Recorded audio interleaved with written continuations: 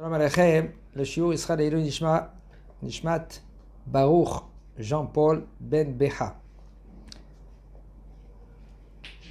On va apprendre au niveau des minagim qu'on a avant Rosh Hashanah. En premier, avant Rosh Hashanah, la veille de Rosh Hashanah, on fait Atarat Nedarim. Atarat Nedarim, il y a aussi Atarat Klalot, tous les vœux qu'on a fait. Mais on parle des vœux que tu as oubliés. Mais si maintenant tu connais exactement le vœu que tu as fait, il faut que tu annules ça devant 3 personnes. Ça, c'est des vœux ou des atarat klalot. Par exemple, c'est des Hashem Yishmor, c'est des malédictions qu'un homme, des fois, il s'est fait sur lui-même. Ou quelqu'un d'autre qui l'a fait. Alors ça, il faut annuler tout cela. Ou par exemple, s'il y a quelqu'un qui a fait quelque chose, il n'a pas dit blinéder. Par exemple, il a fait une action, 1 fois, 2 fois, 3 fois, c'est considéré comme un vœu. Okay? Ou il a donné sa parole à quelqu'un. C'est presque comme un vœu. Il n'a pas dit blinéder. Il n'a pas dit blinéder, mais là, c'est considéré comme un vœu. Et là, et s'il n'a pas accompli, okay? Eh ben, il doit faire Atarat Nedarim. Sinon, c'est grave, grave, grave. La Gemara, elle dit, c'est Ktuvot, que Ba'avon Nedarim, Hashem Yishmor, à cause des vœux, les enfants, ils peuvent Hashem Yishmor payer pour ça.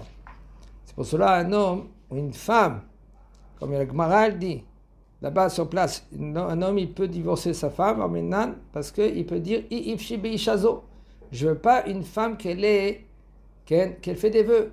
Tous les deux jours, elle fait un vœu. Elle va tous les lundis au tombeau de Rabbi Shimon Bar Yochai. Tous les jeudis, elle va chez Rabbi Meir Baal Hanes. Après les mardis, elle veut y aller maintenant. Et bien le bonhomme lui dit, écoute, j'ai compris, Koltou lui donne le guet. Pourquoi? Parce que cette femme-là, elle est dangereuse. Les enfants, ils peuvent payer par Minan.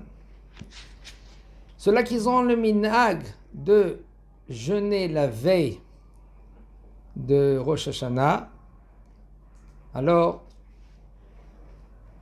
entre parenthèses, je dis cela, c'est un minag, c'est bien ce minag, parce que, sauf on doit venir la veille de Rosh Hashanah un peu clean, aval, c'est pas trop évident, parce que le bonhomme, il mange pas. Il va arriver maintenant, la veille de Rosh Hashanah, dans le kiddush. Comment maintenant, il va casser le jeûne quand il va faire le kiddush. Et il va boire le vin. Maintenant, un revi'it ou un robe revi'it, moins que 44 millilitres. Un peu plus que 44 millilitres, ça c'est robe revi'it. Et là, la tête elle peut tourner. Aussi que par exemple, un enfant il a fait tomber par exemple une bouteille ou un verre, là il peut avoir la crise. Il peut criser. Il peut se mettre en colère. Le fait qu'il se met en colère, Hashem Yishmor, c'est grave. La veille de Rosh Hashanah, encore, il va se mettre en colère. Pour éviter tout cela. C'est génial, non? De façon franco, Oh, plus Rosh Hashanah que tous les jours. En premier, tous les jours, il faut faire attention de ne pas se mettre en colère. Ça, c'est une chose.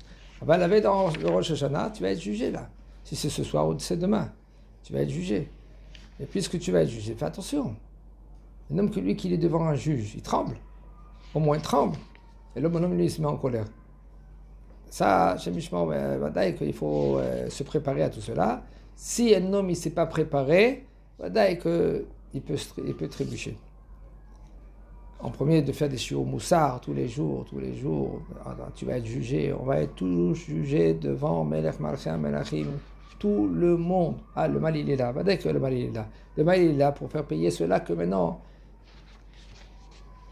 ils ont fait. Qu'est-ce qu'ils ont fait? Et quelqu'un qui peut dire qu'il est clean. Personne ne peut dire qu'il est clean. Même qu'un homme qui est respectueux. Aval sauf peut-être tu as parlé de la sonara. Peut-être pas t'as entendu la sonara. Qu'est-ce que tu dois faire? Tu dois réparer ça. Okay. Il y en a qui ont un minag de y aller avant le mois de Elul, de y aller dans les kivrei tzadikim. Pèleriner. Aval Vadaï, le limud Torah, c'est une journée, tu vas, Rabbi Meir Baal Hanes, Rabbi Shimon Bar Yochai, Rabbi Yonatan Ben Uziel. C'est bien et c'est conseillé de y aller au mikvé la veille de Rosh Hashanah. les femmes, ils vont pas au mikvé. Avec les femmes qui sont mariées, ils ont besoin d'y aller parce que c'est leur nuit qu'ils doivent tremper dans le mikvé. Alors là, ils vont tremper dans le mikvé. Et ils doivent faire la mitzvah. Même Rosh Hashanah. On ne repousse pas seulement 2 fois par an. On parle du moment que la femme, c'est arrivé le moment qu'elle doit tremper dans le mikvé, la nuit. Et la mitzvah, elle se fait la nuit même, tous les nuits, à part 2 nuits que c'est repoussé. C'est rien que Tisha B'Av et Yom Kippour.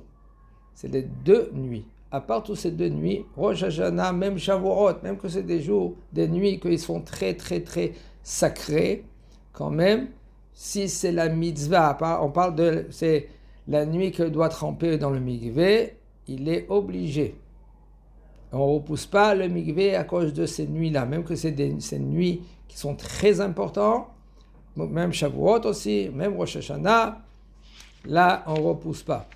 Les femmes ne vont pas au mikvé, à part si maintenant elle est obligée. L'homme, les Ashkenazes, ils ont leur minag, même les jeunes filles qui vont au mikvé, c'est le jour avant de Rosh Hashanah. Nous, les séfarades, on n'a pas ce minag-là. Et pareil, si on n'a pas ce minag-là, ils n'ont pas le droit de tremper dans le mikvé. Les filles. Okay.